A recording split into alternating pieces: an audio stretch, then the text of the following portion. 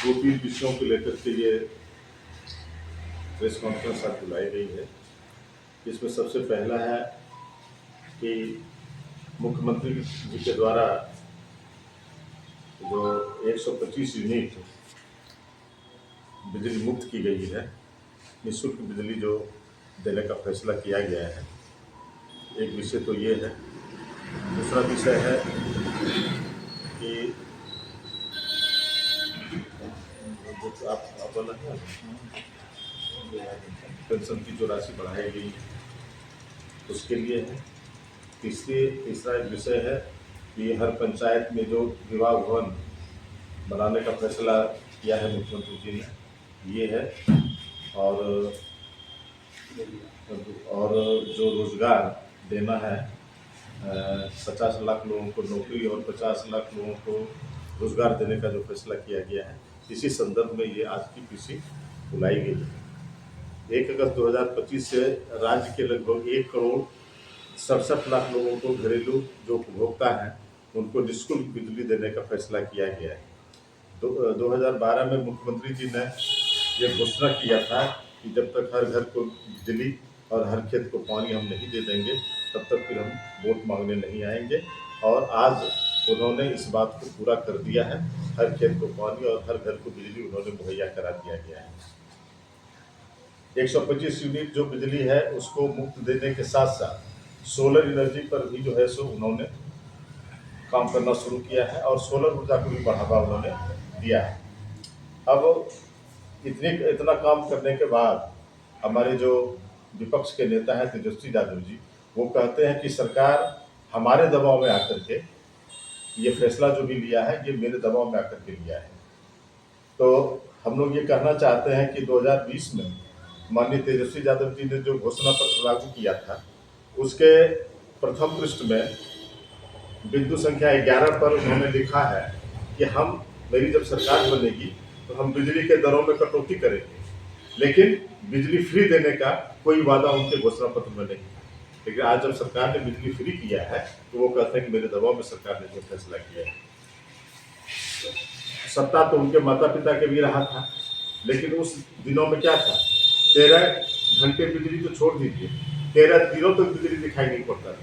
13 दिन के बाद ही बिजली आती थी। और आज जो है सो माननीय मुख्यमंत्री जी के में लगभग हम समझते हैं कि 21 से 23 घंटा बिजली निश्चित रूप से, चाहे वो ग्रामीण क्षेत्र हो चाहे वो शहरी क्षेत्र हो, उसमें बिजली आती है।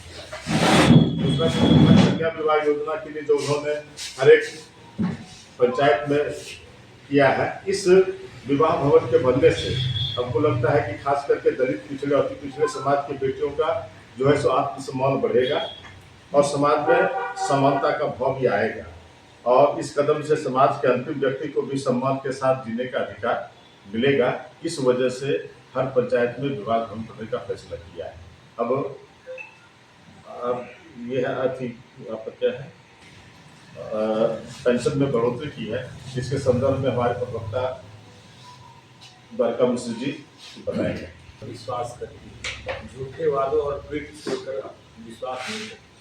हमारी सरकार ने 400 से लेकर के 3 गुना 1100 कम, 100 रुपया कम, 1100 रुपया वृद्धाप्य पेंशन, सामाजिक सुरक्षा पेंशन 1,08,00,000 लोगों को दिया है, जिसकी राशि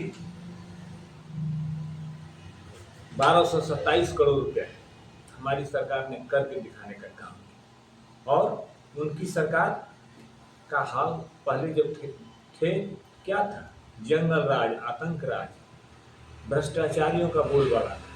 और हमारी सरकार कर्तव्य और निष्ठा के साथ आगे बढ़ रही है। आज इसी का फल है कि हम सुखी बिहार में कानून का राज, बिहार में अपराधियों को सख्त से सख्त सजा दी जा रही है। इसलिए हमारी सरकार जो काम करती है करके दिखाने का काम करती है, और इसी के उद्देश्य से हम लोग आगे बढ़ रहे हैं। नीतीश कुमार के नेतृत्व में बिहार बुलंदियों पर पहुंचा है और आगे भी निश्चित रूप से हम लोग आगे बढ़ेंगे, यही विश्वास है। दिल्ली के हवा से जो बाहर निकले हैं तो बिहार में पहुंचने का काम करना चाहते हैं। उनका तो हवा निकल चुका है, उनकी बात क्या कहिए, उनके बात में कोई दम है क्या? हमारी सरकार तो करने पर विश्वास करती है। हमारी सरकार करके दिखाया, लाखों लोगों को रोजगार दिया, नौकरी दिया, नौजवानों और युवतियों को जो है जो नया जीवन देने का काम किया है। उनकी बातों इंडिया एयरलाइंस के भी घटक जो सिर्फ चाकू चला रहा है। उन लोगों के पास सिर्फ जो है बात बोलने का है। हमारी सरकार बात बोलती नहीं है, हमारी सरकार काम करती है। तब जाकर उन लोगों ने कहना शुरू किया कि बहुत फ्रॉड होता है, बहुत ज्यादा बिल आ रहा है, ये आ रहा है। लेकिन जब तक उनके घर में था तब तक तो कभी शिकायत नहीं किया उन्होंने कि मेरे घर में बहुत बिजली आ रही थी, गलत बिल आ रहा है। इस वार्ता में आप सभी पत्रकार बंधुओं का मैं स्वागत करता हूँ। जैसा कि आप जानते हैं कि 2020 के पहले का बिहार और 2025 का आज का बिहार, ये फर्क साफ दिखता है। आदरणीय माननीय मुख्यमंत्री नीतीश कुमार जी, वो सिर्फ कहने में विश्वास नहीं रखते हैं, वो काम करने में विश्वास रखते हैं। 7 निश्चय 2012 पार्ट 1 उन्होंने कहा था कि हम बिजली के पूरे व्यवस्था को एकदम बिल्कुल सुधार देंगे और तभी हम वोट मांगे जाएंगे। और उसके बाद उन्होंने 2020 में कहा था कि जब तक घर घर बिजली हम नहीं पहुंचाएंगे तो हम वोट मांगने नहीं जाएंगे। आपको याद होगा कि आज के डेट में घर घर बिजली है। साथ ही हमारे विरोधी दल लालू यादव एंड कंपनी के लोग, तेजस्वी यादव एंड उनके तमाम जो कुनबा है, उसके द्वारा लगातार माननीय मुख्यमंत्री जी के किए काम पर अनावश्यक टिप्पणी करना या फिर श्रेय लेना, ये ज़बरदस्ती टाइप का है।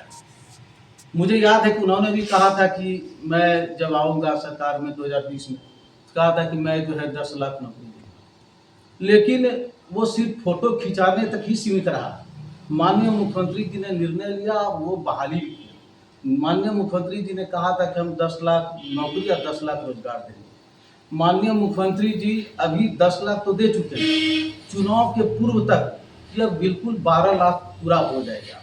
और रोजगार का जहाँ तक 10 लाख का सवाल है, चुनाव के आने तक मतलब कि उसके पहले तक 39 लाख यानी 39 लाख रोजगार साथियों को, रोजगार हमारे बंधुओं को मिल जाएगा। अभी आप देख रहे हैं कि लगातार मुख्यमंत्री जी, चाहे वो कोई हो, बिजली के मामले में आप घरेलू उपभोक्ता तो छोड़ दीजिए, 1,87,00,000 है और 1,67,00,000 लोगों को मुफ्त बिजली का फायदा मिलेगा। साथ ही मैं आपको कहना चाहता हूँ, घरेलू उपभोक्ता तो है ही, साथ ही साथ किसानों के लिए भी मुख्यमंत्री जी उतना ही चिंतित है। वो कैसे सिंचाई करे, कैसे खेत में पानी जाए, इसके लिए भी लगातार वो किसानों के लिए भी काम कर रहे हैं। वो काम भी प्रगति पर है साथियों। इसलिए मैं कहना चाहता हूँ कि मुख्यमंत्री नीतीश कुमार जी ने रोजगार के क्षेत्र में जो अमूलचूल काम किया है, उसका कोई सानी नहीं है।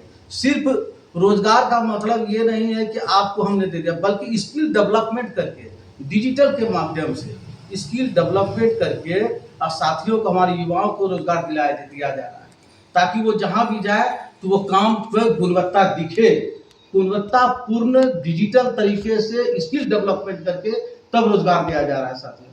इसलिए मैं कहना चाहूँगा कि नीतीश कुमार जी ने जो काम किया है, और इसके पूर्व में भी आप देखिएगा तो जो बिहार की हालत थी वो आज बहुत अंतर है। यही बिहार है जहाँ सड़क में गड्ढा था या गड्ढे में सड़क पता नहीं चलता था। आज देख लीजिए, बिजली हो, पानी हो, सड़क हो, पुल हो, पुलिया हो, रोजगार हो, तमाम क्षेत्रों में आमूलचूल परिवर्तन हुआ है। इसलिए इस बात को कहने में कोई गुरेज नहीं है। इस बात को हम डंके की चोट पर कह सकते हैं कि 2025 फिर से नीतीश, इसमें कोई शक शुबा नहीं है। और जहाँ तक रही, मैं जिलाध्यक्ष जी के द्वारा और हमारे माननीय गुरुदेव हैं, हमारे अभिभावक हैं, द्वारका बाबू यहाँ बैठे हुए हैं, पूरे विधानसभा में तमाम क्षेत्रों में, प्रखंड से पंचायत तक, वार्ड तक, जो हमारे साथी कार्यकर्ता जिस तरह काम कर रहे हैं, जिस तरह लगनशील होकर के जनता से सीधा संवाद हो रहा है, और हम लोगों का संवाद बिहार प्रदेश से जिला स्तर पर भी हो रहा है। जो संगठन सशक्त और मजबूत कमेटी हमारी बनी है, मैं दावे के साथ कह सकता हूं कि आने वाले समय में जो 2025 का विधानसभा चुनाव होगा, बांका जिला में जनता दल यूनाइटेड और एनडीए तमाम जो है पूरा परचम लहराएगा। इसमें कोई शक नहीं है, ऐतिहासिक जीत होगी, इसमें कोई शक शिकवा नहीं है साथियों। मैं अपनी बात को इतना ही करके समाप्त